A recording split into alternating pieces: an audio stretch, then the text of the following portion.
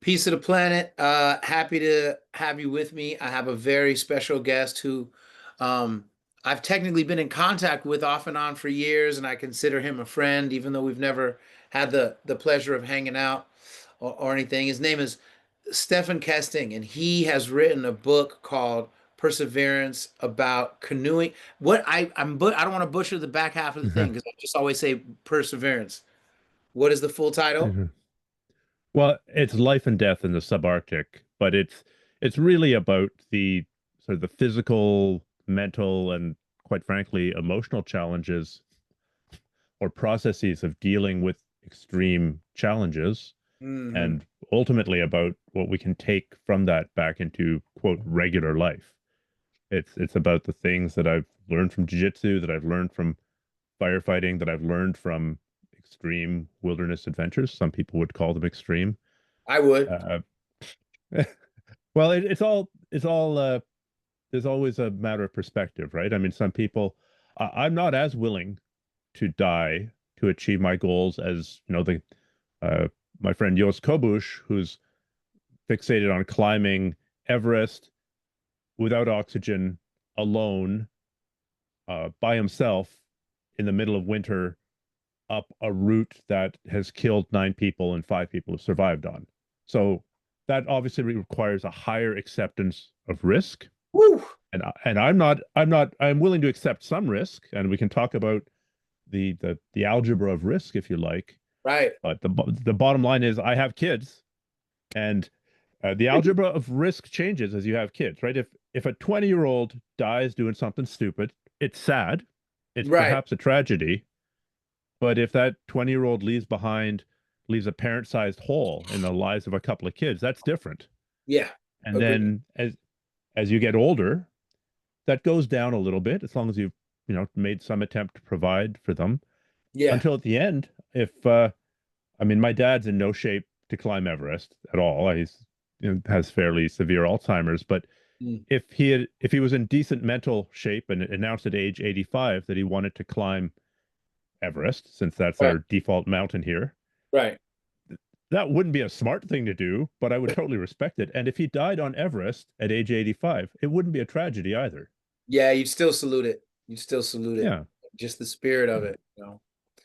Um, well, thank you for being on Bishop Chronicles. I really appreciate you. Um, for those that don't know, Stefan has made, I mean, like, I'd like to call you a pioneer of jujitsu video. I mean, like, you were definitely one of the regular, you know what I mean? Things were kind of like random, it felt like in the beginning. I'm taking you back to the time when VHS was a thing and and DVDs were new, but like his videos helped kind of raise and cultivate a generation of grapplers. There's just a lot of people that grew up on your work. I'm definitely one of them. Um, you did a lot of cool stuff, but I seem to remember the omoplata videos being like the really standout ones that everybody was talking about. You know what I mean? But you've done so many since then.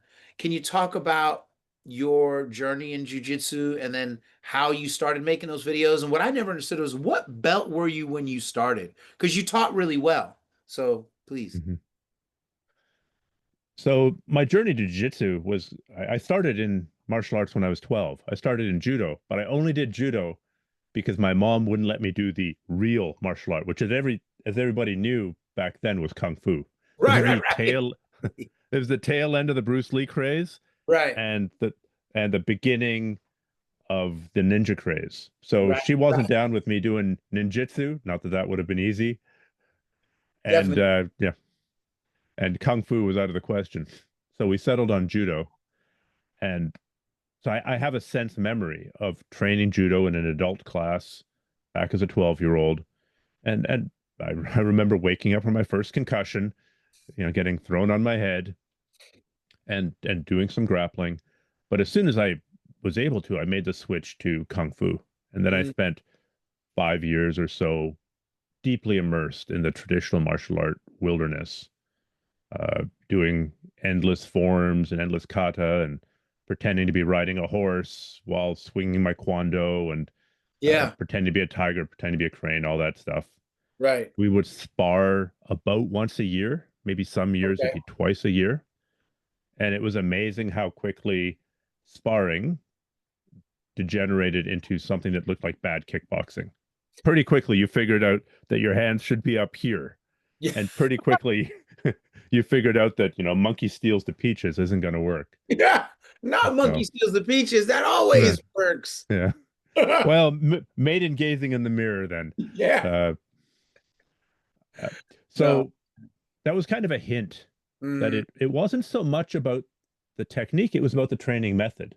And then mm, I started training in more realistic martial arts. I started with JKD, right. Junfan JKD, with a few people. I started training Kajukembo karate, which again, there were prearranged patterns, but there was more room for experimentation. And it was there that we started grappling because we knew that grappling was important. Danny Nasanto, who I was allied with at that point or Right. affiliated a little bit with, Right. Right. had Right. said things like, they're doing this thing in Japan where you can kickbox, but you can also take the guy down and you can also choke them and you can also submit them.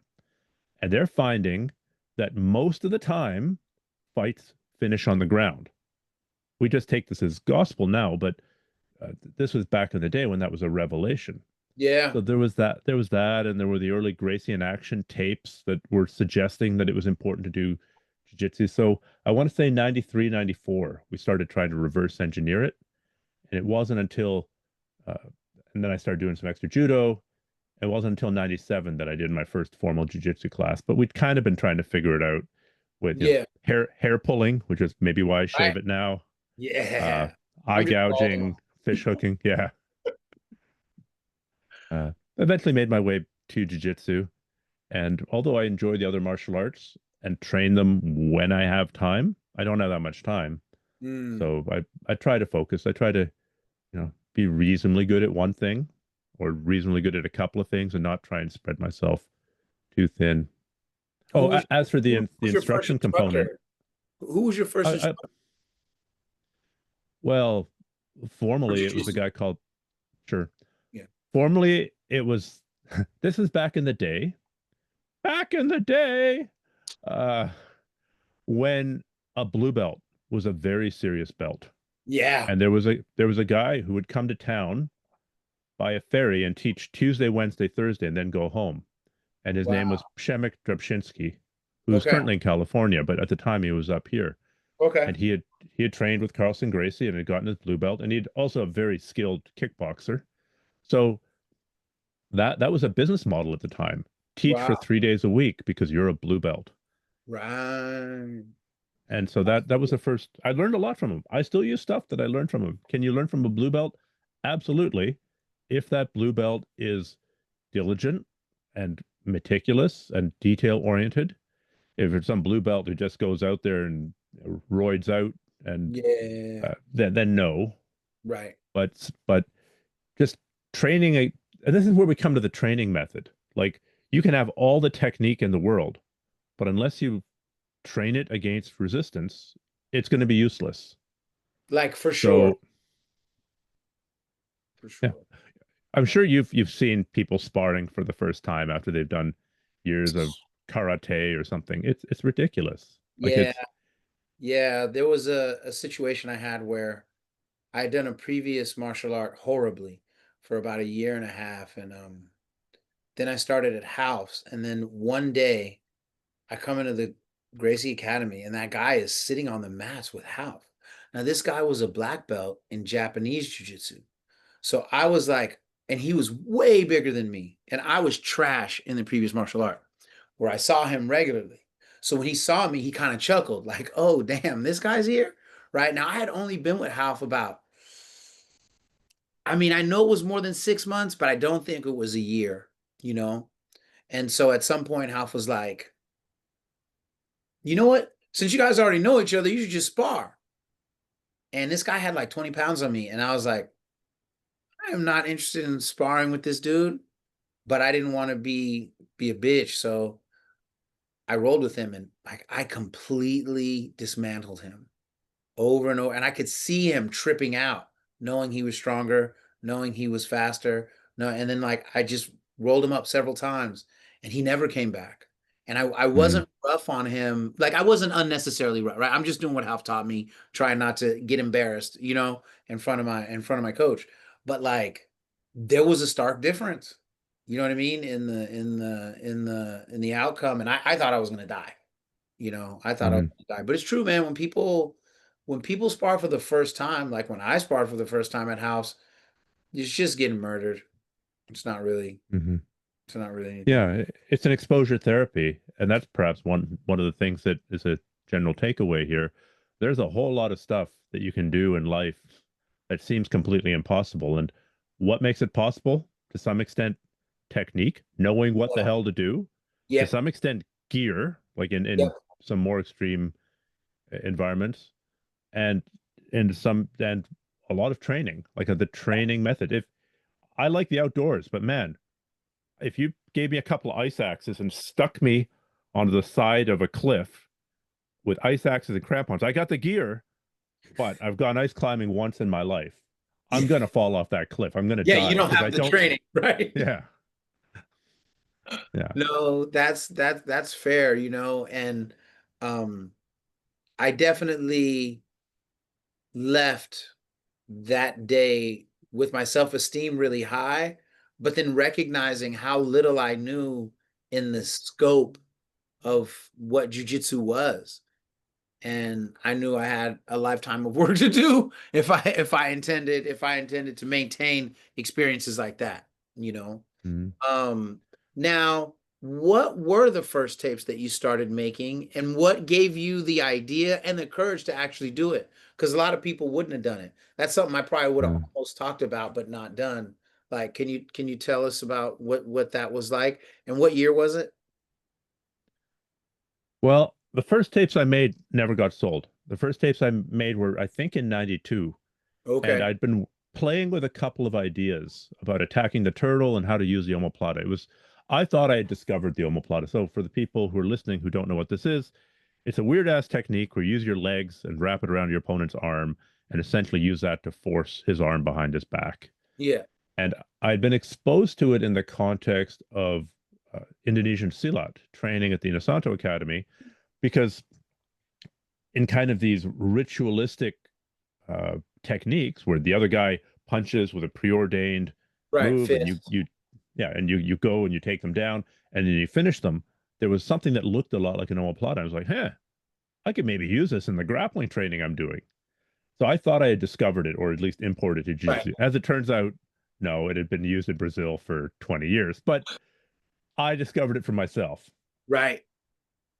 But I started experimenting with it, and I a friend of mine had one of those VHS cameras, like literally where you this giant camera that looks like a broadcast Those level big camera. shoulder heavy.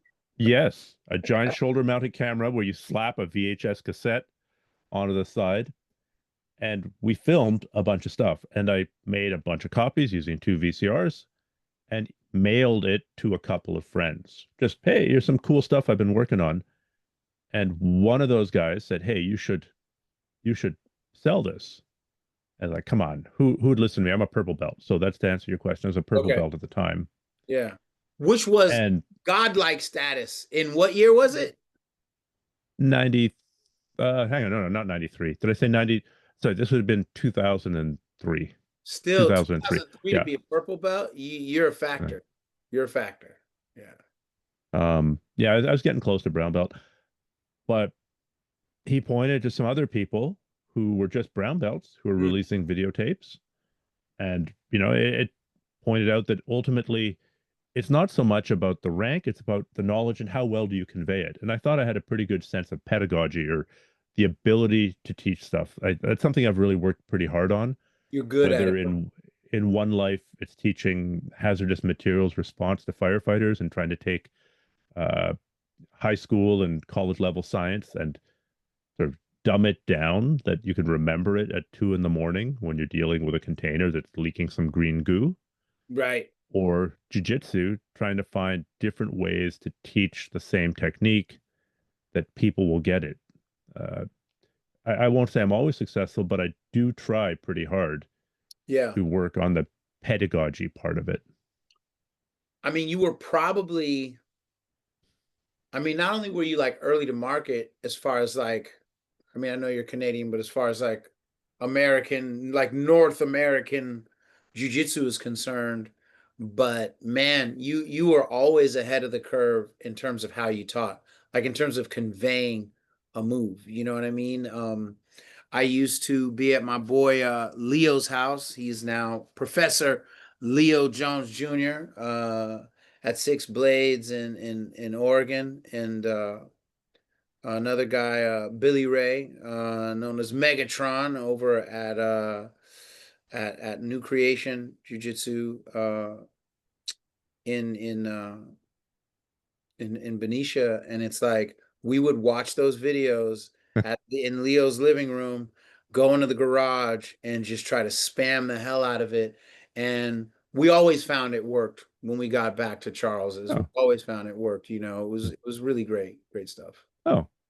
Well, I'm so glad that it worked for you. And I want if we could choose our nicknames, I'm choosing Megatron as well because that's a Yeah, damn cool yeah. nickname. Megatron is ours. Yeah, Mhm. yeah. As far as jujitsu nicknames go, he has one of the best. You know what I'm saying? Mhm. So, no, man. You know that stuff was really good, and you know, um, your trajectory in the space. Let me ask you, because you were a purple belt, did you get flack from black belts? Because there's always this thing about who should or should not be teaching and blah blah blah.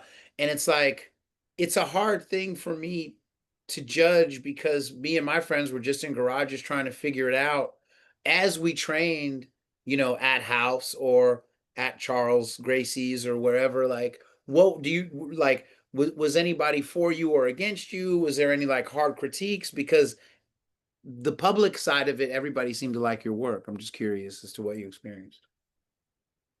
I didn't encounter any critique. I mean, there was a little bit of shit talking on the internet forums of the time, Yeah, yeah, but that's just par for the course. yeah. I'm sure there's actually much more of a critique now uh, Mm, mm, in the last ultra divisive 4 or 5 years. yeah. So, if you want critique of me and you have can adjust your search parameters for years, I would suggest 2020 to 2025, and you can find a lot more negative shit being said about me, my jujitsu, my parentage, my sexual orientation, Oh my uh, God. uh, all of which is speculation. Right. So, but people are Really pretty crazy. certain. Yep. Uh, so, yeah, I didn't get much pushback at the time, and That's cool. I'm sure that I mean this is also an era when instructors were saying things like don't watch any of these VHS tapes, or then a few years later, Yeah. don't look at this YouTube stuff. It's just going to screw you up. Yeah. And I It's gonna think, throw you off, bro. and it could. It certainly has the potential to screw up your progression. However, the upside of having access to all this knowledge is infinitely higher than the downside. And in part because people can go and verify the information for themselves in a way that you can't really, like, jiu-jitsu is incredibly experiential, and what works for me might not work for you, and works for you might not work for me. We know this. But if Stephan Kesting shows you a better way to, I'm actually, right before we got started, I was editing a video on how to get into the omoplata from the mount position. Mm. So if Stephan Kesting shows you a technique on how to get into the omoplata from the mount, given that you have this energy, or that you have this setup, this trigger position, you can go and try it. And maybe it works for you, and maybe it doesn't. And in that way, jiu-jitsu is very testable. I mean, I would suggest Oh, that if you're it trying a new is. technique, don't go and try it against the black belt at the school, the 300-pound roided out Right. Ready to competitive go. black belt. Yeah. Try it out on the lightest, whitest white belt, and then work your way up. Go a little bit heavier, a little bit more experience, and kind of, Yeah. that's what I would suggest if you're trying out a new technique.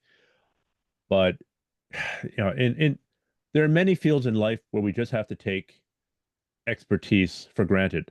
I'm not going to go and do my own research as to whether the plane that I'm getting on is good to fly.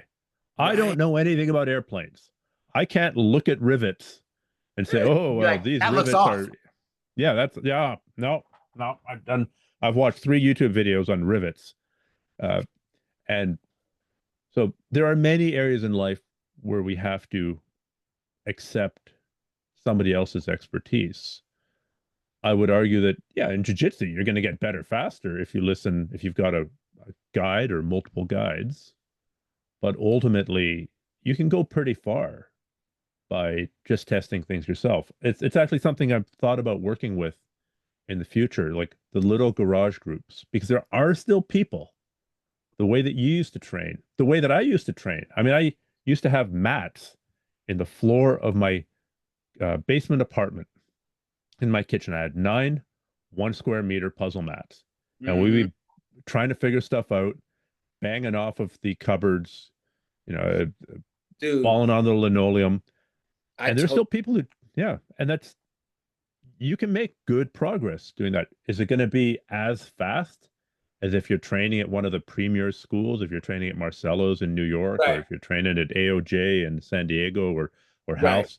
Probably not, Yeah. but you can still But make yeah, good progress. I mean, I still remember when Gracie University was a new thing, when Hiron and Henner Gracie started, and people were like, this is horrible. You shouldn't be giving belts online. And I can't lie. I still brace my face like a little bit like that when you know stuff like that is happening. But then some of those guys were competing and doing well. I mean, they were like, when they got into a comp, I mean, I don't think they ever won necessarily a world championship or none, but they would go put themselves at risk and go try it, dude. Like, you have to respect it, man. You have to respect like just the byproduct of continuous practice, the nuances that a black belt can give a student. They won't be there, right? They won't be there. And that's what you really need the instructor for, is to help you understand the nuances you can't catch from the video. But the video is a hell of a place to start. It's Mm. a hell of a place to start. Um, Now, your book Perseverance, I really love it. And like, all friendship aside and all of my like preference for your videos and everything else, guys, if you can get this book, you should get this book. I have enjoyed this book so much, and I expected to enjoy it. I didn't think it was going to suck. I didn't think, I'm just getting this book to see what my boy was talking about. I thought I was going to enjoy it, but the degree to which I enjoyed it, um, and continue to enjoy it, is much higher than I anticipated. Um, again, I'm a black guy, born and raised in the Bay, spent the bulk of my life living in the suburbs, and even though I used to run around with Tupac and Eazy-E and a bunch of other people, I'm highly suburban. I don't know if you've ever seen this clip of Dave Chappelle, where he's talking about like when he's with all his hood friends and like, yeah, man, you don't know what it's like, da, da, da. And he'd be like, word, man, word. And he's like, but I don't really know what that's like. Like, that's me.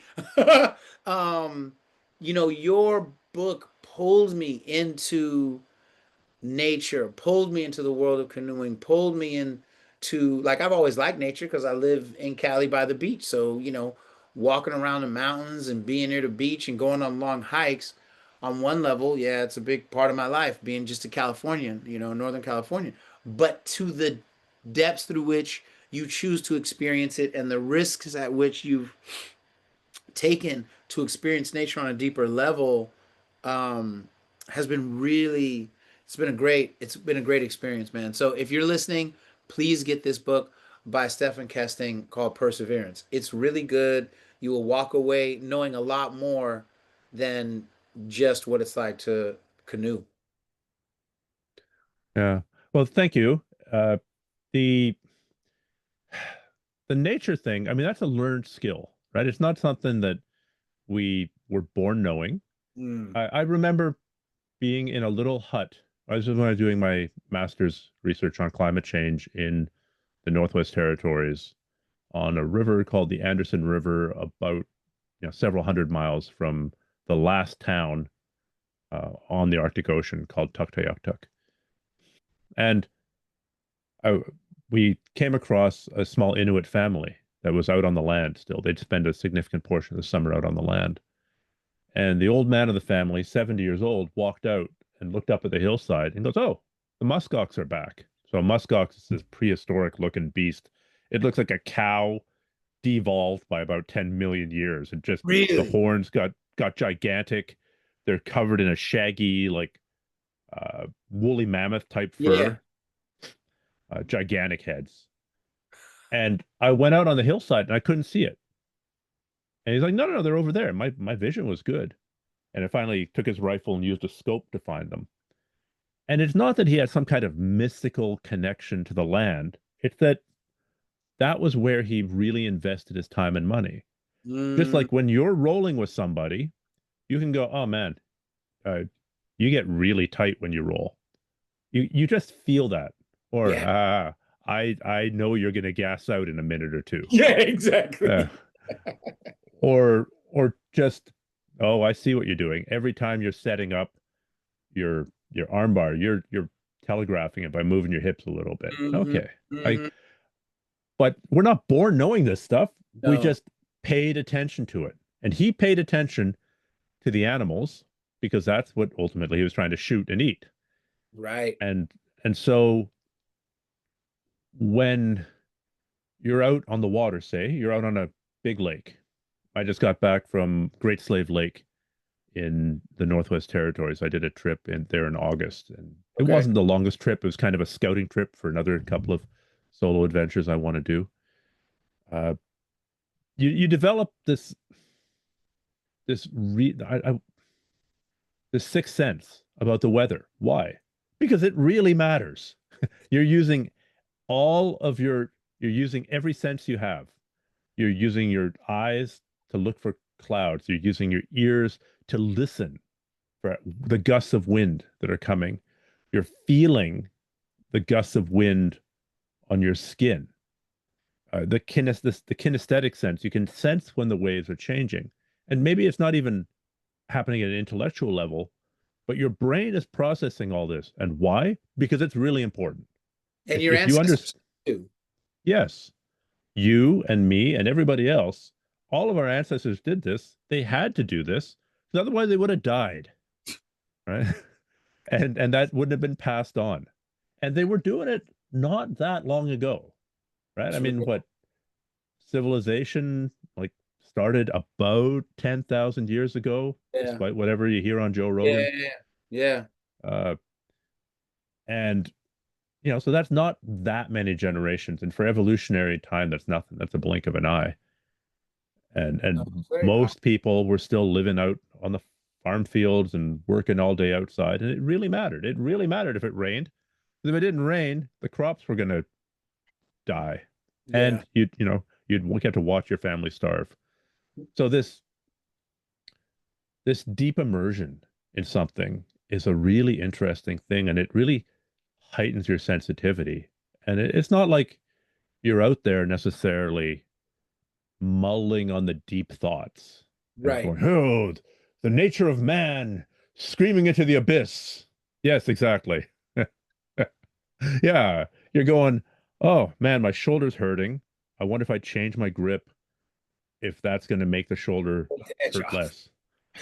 Is it time to eat again? Am I burning up with sunscreen? Am I going the right side of that island? Uh, what happened to that bear that I saw back there? I wonder if he cut across that peninsula." Hmm.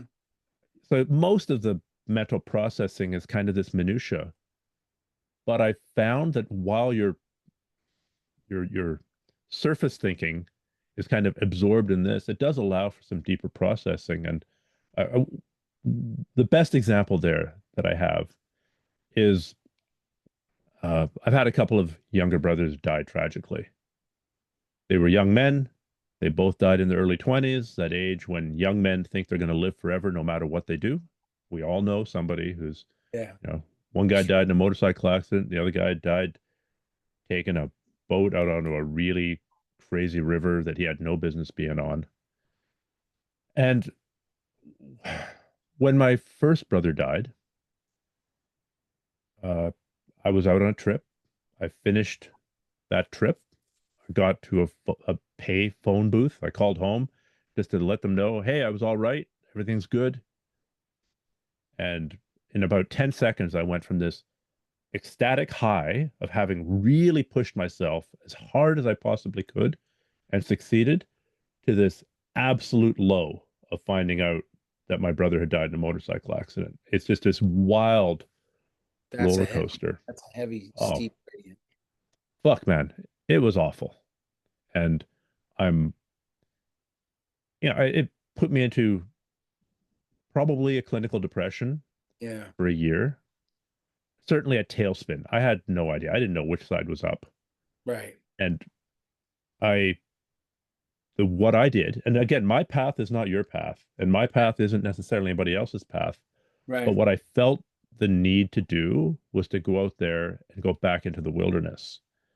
In part because I was kind of, it seems petty, but I was mad at my brother for fucking up my experience of this, at the time, a rather, what I thought, impressive. I'd been out in the bush for 6 weeks by myself. Right. This was by far the longest trip I had ever done up to that point. Right. And like, how dare you take me from this high to this low? And how dare you be so selfish as to do something that Right. Because I stupid? have all this missing you already. And then this thing happens where my joy is deeply entrenched, and even that gets um Yes. impacted by yeah. And so Yeah. like and again, like So, this is where I yeah. learned because I'm an only child, right? And I observe brothers and sisters and I observe, you know what I mean? Um What helped you get through that? Were you, I'm doing the therapy thing? Were you just watching Dr. Mm. Phil? Were you meditating, taking ayahuasca? Like, what did you do to navigate that pain in a way that was ultimately cleansing, or did you heal wrong and then get right? Like, tell me about that. I think everybody heals wrong initially. Yeah. It's so difficult to go from something like that to like, oh, I did these 3 steps and I never felt any Yeah. trauma. I Great, just you're a watched Oprah. psychopath. Yeah, Yeah, you're a psychopath. Uh, yeah. it took a year, but sorry, it took about 7, 8 months until I found my route. And I didn't really know it was my route. And I started planning. And again, my path is not your path. Right. My healing is not your healing. Of course. But I felt drawn to go back into this solo, into nature completely by myself. And I ended up going into a map library at the University of Toronto one day and coming out having connected uh, basically the Rocky Mountains to Hudson Bay. So that was a 2,800-kilometer trip. I had it planned for 100 days, 2,800 kilometers. Okay, God, for the Americans in the Yeah, yeah. audience, You know, one, I don't know what happened at so all. 1,800 miles, something like that. Right. Uh, and I basically went from the Rocky Mountains to Hudson Bay in the Arctic or the subarctic. Yeah. And I remember paddling. So for the first week, I was just doing my thing.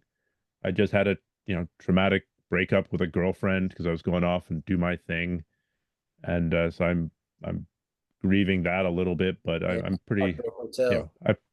they're superficially stoic. I'm not showing any emotion. Right, right, right, right. And then one afternoon, I'm just navigating along the edge of the river, and the grief just hit me. It was like Mm. a mountain of grief just came down on my head, and I'm sitting there in my boat on the Athabasca River in northern Alberta, sobbing my balls off. And I think in part for me, it was having the privacy, but it was also having the space, having created that. Remember, I was talking about the monkey mind being occupied with, oh, I should go around this log to the right. Right, right, right, right. Oh, I should stay on the right hand side of the river. I wonder if it's going to rain. I should keep an eye on that cloud. And then, oh, fuck. Then I got hit by the grief. And it was like that burst the dam. Mm-hmm. And I was a bit worried about going on. Like, what happens if this emotion wells up at a critical instance? But it didn't. I mean, I still would occasionally have these outpourings of grief, but after about 3, 4 weeks, they went away. And I found peace as much as one can. I know what you mean. And so for me, I think going to the outdoors, and in particular, the outdoors by myself, has always been a method that I've used to process grief and loss. And story in that book kind of touches on that, but it also touches on my own brush with death, which happened I in my late 40s when my kidneys decided to give out because I had a genetic condition where my kidneys would essentially stop working. And now it's one thing to be having memento moris around you, like seeing people you know die, or right, working as a firefighter and being exposed to death on a fairly regular basis. right. But it's yet another level when you see it for yourself, when it's when it's It's you. Yeah. yeah, Uh, and so kind of trying to process feelings around that and give the big middle finger to death and for at keep least fighting. another, Yeah, yeah. for as long as you can. I've talked about it before, but I almost died from a H. pylori infection that gave me multiple bleeding ulcers that I was largely unaware of until I almost died. Because basically I was bleeding Wow. out, didn't know it, and I was fainting, and I thought I was having, mental issues or something, but I was running out of blood. And so it's like, you almost don't have it anymore. And so I remember when I got to the hospital, and I had never spent the night in the hospital before at all, right? And so here I am at like 47, 48, and the lady's like, okay, and so what's your religion? And I'm like, oh, I'm Muslim. She's like, okay, Muslim. Hmm. So um would you like a chaplain if things get, kind of. Wow. And I was like, yes. She's like, wants chaplain. And I remember being like, dude, I'm about to die for real. You know what I mean? And I shouldn't be laughing, but no, that's yeah, but no, it was, but no, for real. And then I remember they gave me the first bag of blood, but like because I was bleeding so fast inwardly, they couldn't operate because they were like, we don't, at that time, they did not yet know what it was. And mm, so apparently, my ex-wife tells the story where she was on the process of trying to come in, and there was this cluster of like two doctors and an admin. Bless you, bless you. Two doctors and an thank you. admin. And she was trying to overhear their convo. So like one of the doctors is like, look, let's just get him on the table, bada bing, bada boom. We open him up, we figure out what's up, we sew it up, and everybody's happy. And then the administrator's like, no, because he's lost so much blood. If you cut him and he hemorrhages, right, like we won't be able to stop that because he's already lost so much blood. So then the other one's like, all right, I got an idea. We're gonna take a scope, go down his throat, see what's going on with the IG tract, bada bing, bada boom. And then the administrators in the suit going, nah, I know, that's a good idea. But the problem is because he's lost so blood, if you go down his throat, he can have a heart attack on the table and just flatline right there. So she heard that coming in to, Wow. you know what I mean? And so, but I didn't know that that conversation had happened, and she didn't tell me until I got out. But I do remember when the first bag of blood didn't work, and they were like, "This is it. Like, if this doesn't work, tell God we said what's up."